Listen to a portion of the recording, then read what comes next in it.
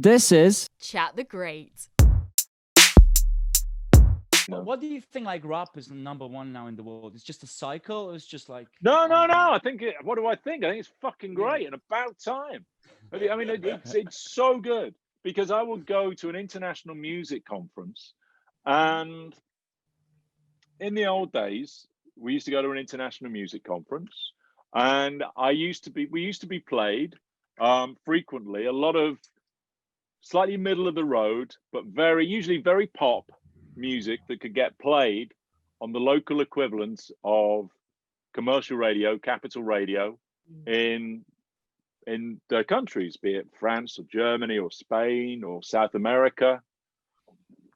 Now I go to a music conference and all the international companies are there and they play music, and I'm seeing Rosalia, from Spain. They used to, because the only way you could really make money from music publishing in Spain back in the 90s was getting your music into a soap opera. So they used to play a soap opera music when we were watching that. Germany, they used to play us what's called Schlager.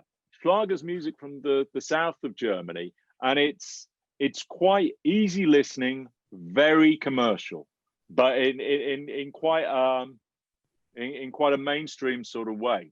Mm-hmm. And then now you have some of the most ferocious rap in the world coming out of Germany, and really powerful, strong, politically driven rap.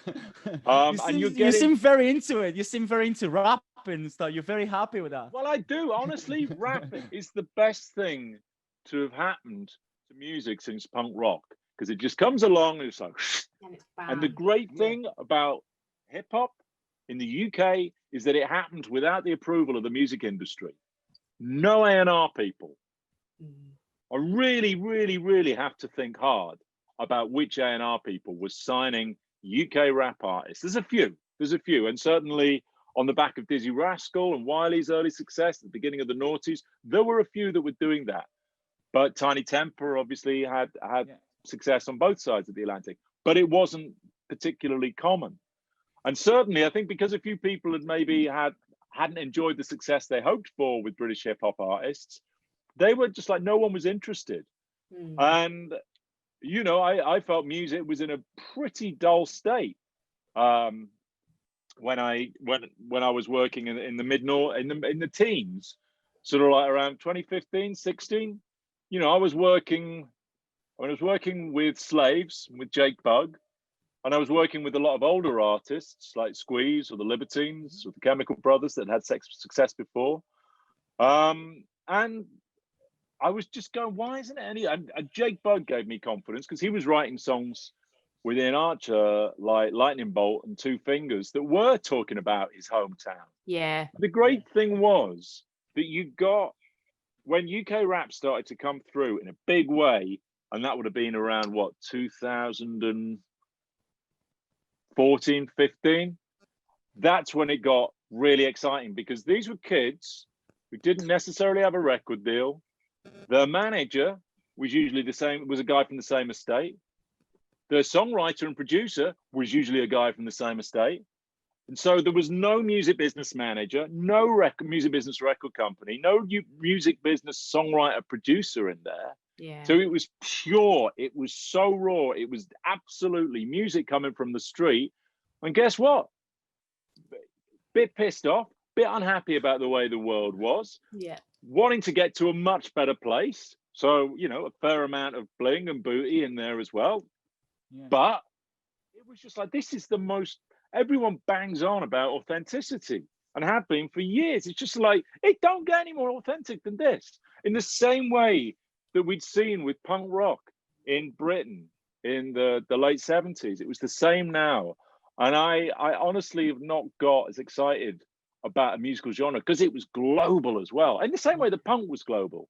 And it absolutely tore up the rule book. And hip hop and R&B makes up 50% of the charts in most parts of the world. So, I remember when we were signing quite a lot of British hip hop and R&B writers and artists when I was at Warner Chappell, and friends of mine, old friends of mine that had known me since punk rock was sort of like going, do you really like this hip hop though? And he's just like, come on, you know, I like the beat. You know, we have been friends together through the Beastie Boys, through Public Enemy, through the Wu-Tang Clan. You know, I love Eminem. You know, I love Dre. Yeah. You know, and they were just sort of like, yeah, but it's just a fad, isn't it? Because they, you know, I think old school hip hop is very easy, you know, for somebody of my generation to get their head around, and it's, you know, it's quite melodic and it's easy to flow through, and there's, but you know, let's jump. Whereas, yeah, let's jump. Exactly. Yeah.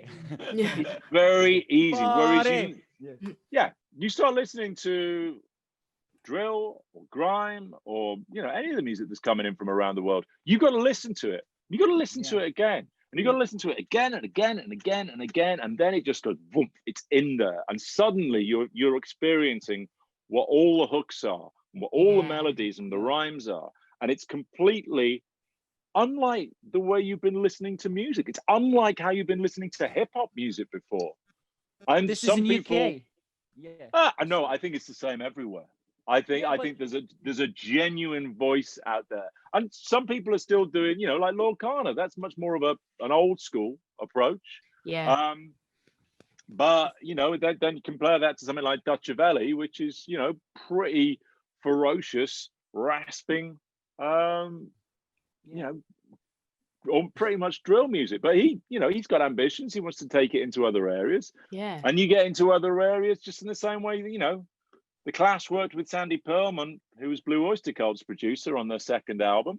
And so Stormzy and Dave start working with Fraser T. Smith, who's a brilliant producer and songwriter, who back in the day was Craig David's guitarist and co-writer.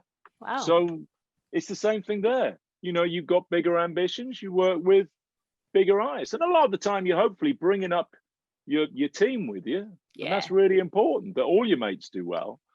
But yeah, I really, you know, and for me, the thing that's always turned me on the most is hearing something I haven't heard before, hearing new music. So for me now, it's. I mean, I'm super excited about the jazz scene in South London. You know, it's also kicking off on the West Coast. You know, really excited about music coming out of places like Colombia. You know, the rap music that's coming out of Spain. You know, I think Rosalia was my favorite artist, you know, year before last. You know, she's just incredible. And it's just going out and ferreting these things. Africa is so rich in talent at the moment. You know, and what I love is that there's kids all over the world that have managed to, you know, they've got a rubbishy old, you know, computer. They've got Fruity Loops, which they've, you know, nicked from somewhere.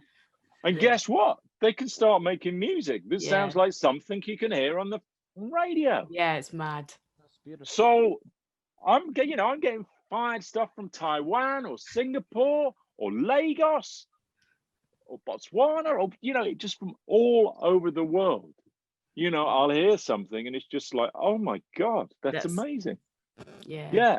And when you think, it's just like rock and roll happened because a white guy started singing the blues, you know, and that's the fascinating thing when you hear, you know, somebody from the favela in, you know, Brazil or Colombia singing hip hop in a way that you sort of recognize. You just think, this is interesting.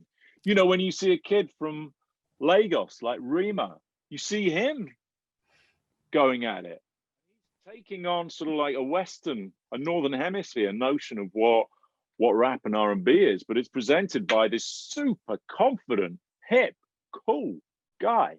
Yeah. It's just sort of like, whoa, that's amazing. You know, so it's that, that's what is so exciting and so inspiring.